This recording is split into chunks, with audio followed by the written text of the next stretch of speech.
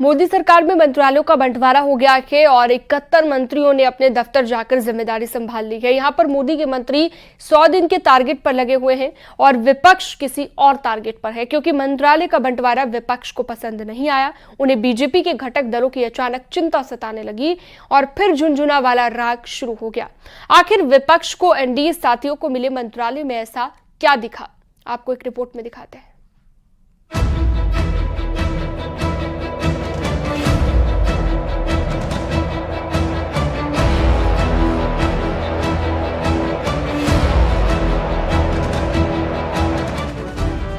मोदी 3.0 का आधिकारिक तौर पर कामकाज शुरू हो चुका है। कल देर शाम मंत्रालयों का बंटवारा हुआ और आज 71 मंत्रियों ने अपने अपने दफ्तर जाकर जिम्मेदारी ले ली। यहाँ सरकार अपने काम पर लगी और वहाँ विपक्ष अपने काम पर।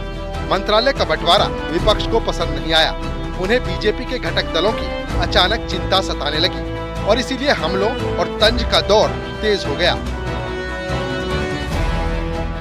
जो बिहार की वजह से आप प्रधानमंत्री बने और मंत्रालय जब बिहार के लोगों को दिया गया तो कहीं ना कहीं से झुनझुना जो है थमाया गया। ना नीतीश कुमार जी को बड़ा मंत्रालय मिला है उनके पार्टी को, और ना चंद्रा बाबू को बड़ा मंत्रालय। रेलवे मांगते थे, लोकसभा का स्पीकर मांग रहे थे, कोई बोल रहा है अब फाइनेंस मिनिस्ट्री मांग रहे। क्या मिला क्या आप देखिए ना, आप मुझे बताइए उनके पोर्टफोलियो क्या है। कुमार स्वामी को मिला है मोस्ट रिजेक्टेड पोर्टफोलियो, क्या हेवी इंडस्ट्री मिला है। किसी को कुछ नहीं मिला है, बीजेपी ने आपस में बांट लिया है सब। दरअसल नतीजे आने के बाद से ही मनचाहे विभाग के लिए जेडीयू और टीडीपी बीजेपी पर दबाव बना रही थी। दोनों ही पार्टियां अहम मंत्रालय चाहती थी, लेकिन ऐसा नहीं हुआ।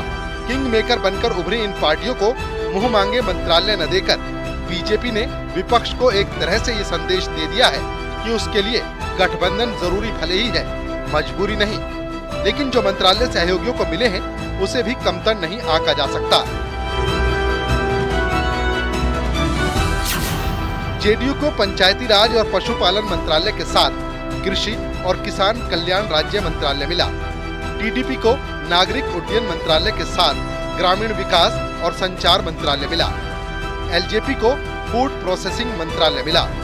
हम यानी जीतन राम मांझी को एमएसएमई की जिम्मेदारी मिली।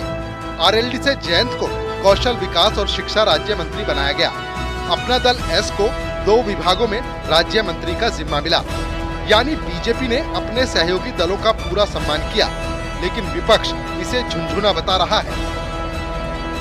जो लोग ये बातें करते हैं वो कहीं ना कहीं अपने दिल को तसल्ली देने की सोच रखते हैं। ऐसे में एनडीए गठबंधन के तमाम सहयोगियों को जो भी जिम्मेदारी दी गई है, मुझे लगता है उसको पूरी ईमानदारी से निभाकर अपने विभाग की उपलब्धियां जब जनता के सामने हम लोगों के द्वारा रखी जाएंगी, तो जो इस उम्मीद के साथ तंज कसने का प्रयास कर रहे हैं उनको अपने आप जवाब मिलेगा। नरेंद्र भाई मोदी जी के प्रति आभार व्यक्त करते हैं।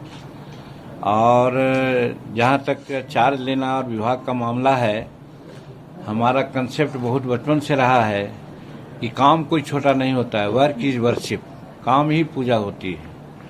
और जब विभाग मिला, कल लिफाफ हमने खोला तो माइक्रो और स्मॉल और मीडियम इंडस्ट्रीज के बारे में देखा तो मन में बात खुश हुई कि हाँ ठीक है, विभाग है, अच्छा है, देखेंगे। लेकिन विपक्ष शायद कुछ और संभावनाओं पर काम कर रहा है, क्योंकि हैरानी इस बात की है जब बीजेपी को अकेले 240 सीटें आई तब भी सवाल उठे और सहयोगियों के सहारे सरकार चलाने की बात हुई। और अब जब बीजेपी ने गठबंधन साथियों की भागीदारी की हिस्सेदारी बांटी तब भी सवाल हो रहे हैं। Bureau report, news 18।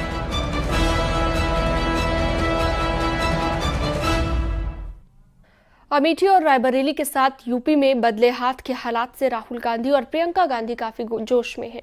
जोश इसलिए क्योंकि अमेठी में कांग्रेस की वापसी और रायबरेली में राहुल गांधी ने सोनिया गांधी की प्रतिष्ठा बरकरार रखी।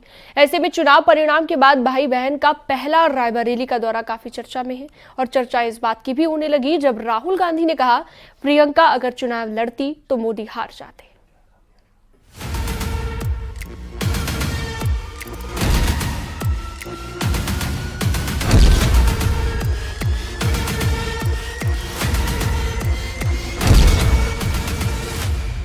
उत्तर प्रदेश में जब हाथ के हालात बदले, पिछड़े कांग्रेसी जब साथ आए, तो चुनाव परिणाम का जोश राहुल और प्रियंका के चेहरे पर झलकने लगा कि यहां से, अवध से, पूरी यूपी में और पूरे देश भर में ये संदेश आप लोगों ने भेजा कि हमें एक समर्पित, एक सच्ची, एक साफ राजनीति चाहिए अपने देश में। पूरा देश आपकी तरफ देख रहा है। इस चुनाव में प्रियंका गांधी और राहुल गांधी ने जिस तरह से अमेठी में चुनावी चक्रव्यूह की रचना की, रायबरेली में जिस तरह से दांव खेला, उसने अच्छे अच्छों को सोचने पर मजबूर कर दिया। और दोनों भाई बहन की जोड़ी ने न सिर्फ अमेठी में वापसी की, बल्कि सोनिया गांधी की प्रतिष्ठा को बखूबी बरकरार रखा। मेहनत की, 2-2 घंटे सोकर जो मेरी बहन ने रायबरेली में चुनाव में काम किया, उसके लिए मैं दिल से धन्यवाद करता हूं प्रियंका का और आप सबका। एक और आइडिया है मेरे पास, वो मैं आपको बाद में बताऊंगा। उत्तर प्रदेश के बेहतर चुनावी परिणाम के लिए राहुल गांधी बार बार प्रियंका गांधी को श्रेय दे रहे हैं और रायबरेली की धरती से पीएम मोदी पर सीधा हमला बोल रहे हैं।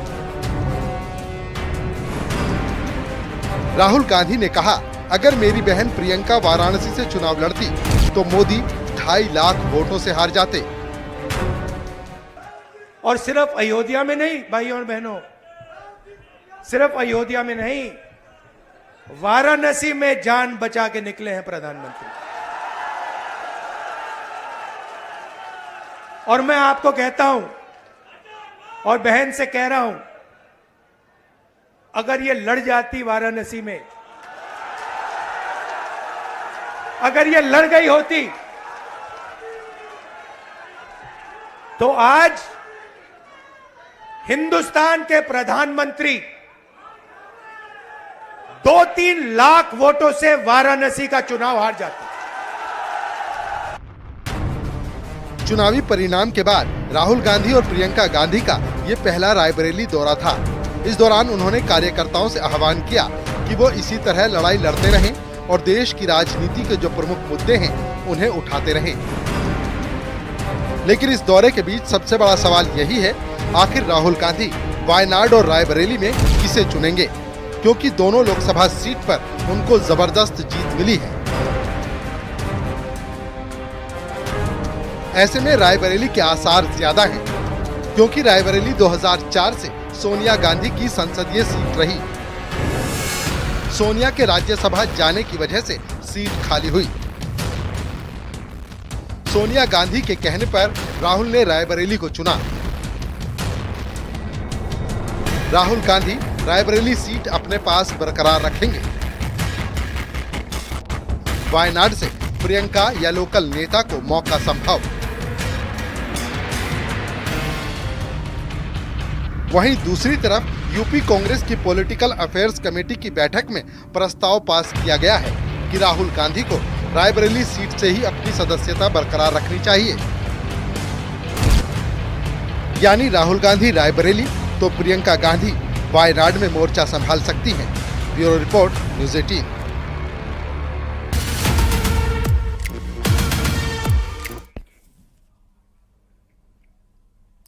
और अब एक नजर डालते हैं क्राइम की 10 बड़ी खबरों पर। कौशाम्बी में एसओजी और बदमाशों के बीच मुठभेड़ हुई। बदमाश के पैर में गोली लगी। बदमाश पर दर्ज है कई आपराधिक मामले। गाजियाबाद में सर्राफा कारोबारी से लूट की वारदात। बाइक सवार बदमाशों ने 2 किलो चांदी, सोना और कैश लूट कर अंजाम दिया। बलिया पुलिस ने अधेड़ की हत्या का खुलासा किया। पत्नी ही निकली हत्यारन। पुलिस ने आरोपी पत्नी और हत्या में शामिल 2 बदमाशों को गिरफ्तार किया। हरदोई के बेलग्राम में बच्चे के अपहरण का पुलिस ने खुलासा किया। 2 आरोपियों को किया गिरफ्तार। वारदात में इस्तेमाल कार बरामद। ललितपुर में पुलिस और बदमाशों के बीच मुठभेड़। पुलिस ने 2 बदमाशों को गिरफ्तार किया। लूट की वारदात में फरार चल रहे थे। ग्रेटर नोएडा में अवैध कब्जा के खिलाफ बुलडोजर एक्शन अथॉरिटी ने 124 करोड़ की जमीन को कब्जा मुक्त कराया। बुलंदशहर पुलिस की फर्जी एसओजी टीम से मुठभेड़, पुलिस ने फर्जी एसओजी टीम के 3 सदस्यों को गिरफ्तार किया, 2 तमंचे और कारतूस बरामद।